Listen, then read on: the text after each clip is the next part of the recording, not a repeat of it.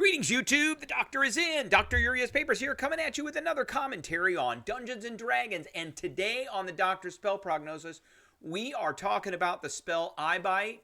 And no, we are not giving this spell an A. We are giving this spell an S. This is one of my most favorite spells in the book. In the game, I love controlling spells. This one is one of the best ones at control. But first, don't forget to hit that subscribe button. If you like this video, hit the like button. If you have any questions or comments, please leave a question or comment. And don't forget to hit that notification bell so you know when I've got a video out. Okay, EYEBITE is a 6th level spell that is usable by bards, sorcerers, warlocks, and wizards. It is a casting time of 1 action. It has a range of self. You're changing yourself. And the change that you bring upon yourself is what causes the effect.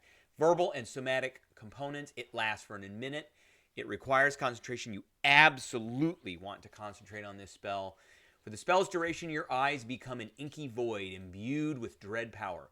1 creature of your choice within 60 feet, so it's not really self, it's within 60 feet, of you that you can see must make a wisdom saving throw. One of my favorite saves. It's not the best one out of the mental saving throws, but most things don't have a great wisdom to begin with anyway. It goes, the worst one is intelligence, then charisma, then wisdom. Or be affected by one of the effects of your choice for the duration. On each of your turns until the spell ends, you can use your action to target another creature, but can't target a creature again if it has succeeded on a saving throw against this casting of EYEBITE. So the only time that you can't affect a creature is if it has succeeded on a saving throw. Otherwise, you can slap one of these 3 things on them, and if they somehow get rid of it without succeeding on a saving throw, you can hit them again. And you can do it for 1 minute. And you can do it every turn. So 1 on each of your turns in the spell ends, you can use your action to target another creature. So the first one of my favorite ones, is asleep.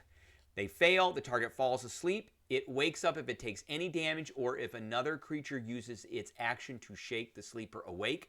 Well, and what does unconscious do? Unconscious is one of my favorite conditions. Creature drops whatever it's holding and falls prone. It automatically fails strength and dexterity saving throws. Attacks against it have advantage. And any creature that hits it, if they're within 5 feet of it, is a crit hit. You have 1 person go up, and the rest of the party readies in action. And then the readied action is everybody goes to do their thing when the person who is getting ready to hit them on their turn goes. And it all comes down. And use those dex spells because they automatically fail. Or use those strength saves because with strength saves because they automatically fail those. So you could pin them down. There's a lot of different things that require strength saves that all of a sudden now are very doable. So, and if it's a strength saving throw and it doesn't do damage type of spell, then they're not going to wake up.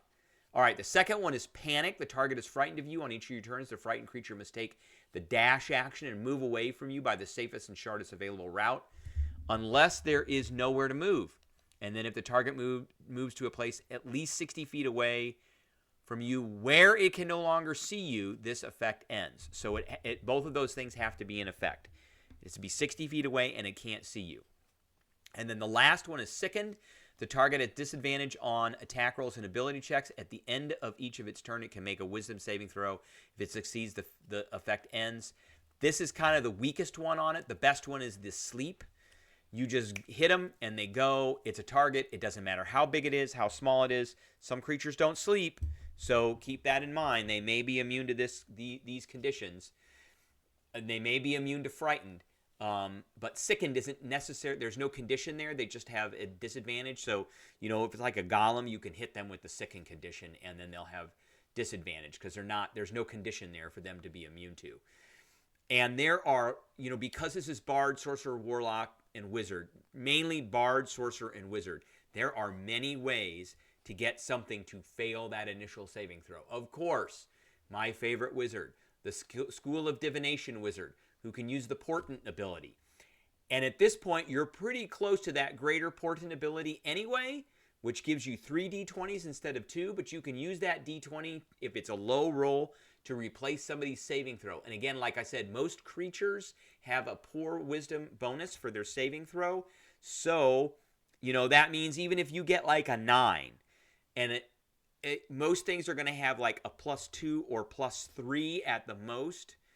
That's like a 12. Even if if you get a 10 and you give them a 10, it's like a 13. Then they're going to fail. Now, just remember, legendary resistance will allow them to automatically pass a save no matter what. Okay, what about the Bard? Well, we all know what my favorite Bard school is, the College of Eloquence. And again, as a Bard, you're going to be about 11th level. You're going to be an 11th level caster when you're casting this. So you are going to have unsettling words. You're going to have a lot of uses of those. And at this level, the Bard will be getting a D10. A D10 at 10th level. So you will be using a D10 with that unsettling words to subtract off of their saving throw. And once they fail that save versus unconscious, they're unconscious. They're done. Now for the Sorcerer, for all of these, there's a lot of different things we can do with the Sorcerer. There's a lot of metamagics that we can use with the Sorcerer. So one spell, Mind Sliver comes into effect with this too. So if you happen to use Mind Sliver, you could subtract off of a saving throw. You could quicken this spell. We got to be careful with that, though. So let's go back to this Bard here, and let's look up Mind Sliver. There's a few things I want to look up just to go over. So let's look up Mind Sliver, and on this, let's go to the particular source. Okay, mind. I think it's 2 words. Is it 2 words? Or is it 1 word? And then we're going to spellcasting. There it is right there. Mind Sliver. And Mind Sliver is usable by sorcerers and wizards. It is not necessarily usable by bards, but there are ways to get this because it's an enchantment cantrip, and it takes 1 action. So the rule with this is a spell cast with a bonus action is especially swift. You must use a bonus action in your turn to cast a spell, provided that you haven't already taken a bonus on this turn. You can't cast another spell during this turn except for a cantrip with a casting time of 1 action. So if you cast Mind Sliver first, which is your action, then you should be able to cast EYEBITE with your Sorcerer points as a quicken spell. And that just makes it right here. You cast a spell with a cast time of 1 action. You spend 2 sorcery points to change the casting time to 1 bonus action. So I do not believe that violates any of this.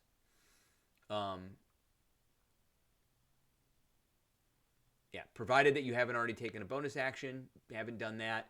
You can't cast another spell during the turn except for a cantrip. So if you cast a bonus action spell, you can't cast another spell except for a cantrip. But if you cast a cantrip first, then you can use your bonus action to quicken. All right. So, and Mind Sliver, of course, subtracts. At this point, we're going to be 11th level, so it's going to do some damage, and it's going to subtract off of the saving throw. The other thing the Sorcerer can do is heighten the spell. So when you cast a spell that forces a creature to make a saving throw at resist, you can use 3 sorcery points, and it has disadvantage on that. And the other thing is the Wild Magic Sorcerer can bend luck.